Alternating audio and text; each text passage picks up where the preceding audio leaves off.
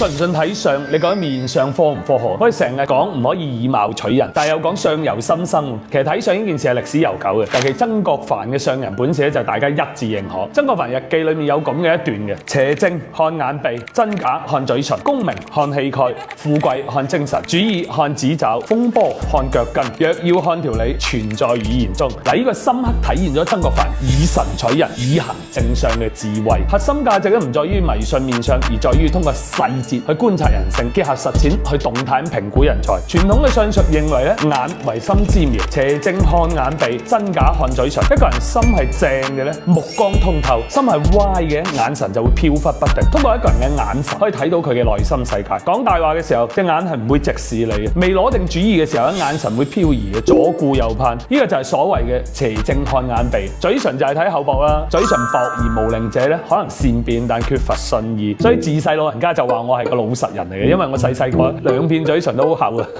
然後就係功名看氣概，富貴看精神啊！嗱，呢一句呢幾年我感受就好深啊。咩氣概咧？就係格局大、心態穩；咩精神咧？就係精力夠、能量足。面對壓力、面對挑戰，一個人嘅心態穩唔穩，好取決於佢嘅格局。格局大嘅，往往心胸坦蕩，內心就唔會有啲咩猥瑣蠱惑嘢。於是無欲則剛，勝負心平常，心態就穩，君子坦蕩蕩。無論官場浮沉定喺職場打拼咧，都前途無量嘅。而富貴看精神咧，就係字面意思啦，唔辛苦點得世間財啊？身子唔夠硬朗，精氣神唔夠嘅，點搏殺事業，點揾錢啊？諗翻10幾年前啱創業嗰陣，晚晚我都8、9點先收鋪，一邊食住唔知係算係晚飯咧定係宵夜嘅路邊攤，一邊就傾下今日嘅生意啦，探討下之後嘅計劃。成日都係凌晨2、3點先翻到屋企，瞓唔到幾個鐘，第二朝8點已經翻到鋪頭開鋪。琴日幾忙，今日依然係精神抖擻，一啲都唔覺得攰。但冇堅定嘅決心咧，係唔可能有咁打不死嘅精神嘅。第三句，主意看指爪，風波就看腳跟。嗱，依個咧就係睇手相、睇行路姿態啦。曾國藩認為咧，手心紋路清晰而淺者咧心定，紋路亂者心浮。呢個同現代心理學講嗰個手掌反映情緒穩定性嘅理論係相通嘅，都係通過手掌嘅紋路咧去判斷一個人嘅決斷力。而風波咧指嘅就係人生嘅起伏啦，腳跟指嘅就係行路嘅姿態。曾國藩喺家書裏面咧就多次告誡自己啲仔，行路穩重者貴啊，輕佻者就賤。佢認為腳步輕浮嘅容易招惹災禍。嗱，實質上咧依個喺現實生活都好容易共鳴啦，係嘛？嗰啲腳步輕浮、狂妄自大、落樓級都頭惡惡嘅，遲早有一日咧會遭遇生活嘅打擊。因為咁嘅性格必定喺人際關係裏面發生災難。最後就係若要看條理，係存在語言中嘅。嗱，依個喺字面都可以理解嘅。一個人嘅邏輯清晰咧，語言表達自然有條理。我哋可以從佢嘅語言咧去洞察佢嘅思想。語言係思維嘅外殼。嗱，調翻轉頭，我哋亦要謹慎自己嘅語言。老祖宗教落我哋知淺莫言深，就係提醒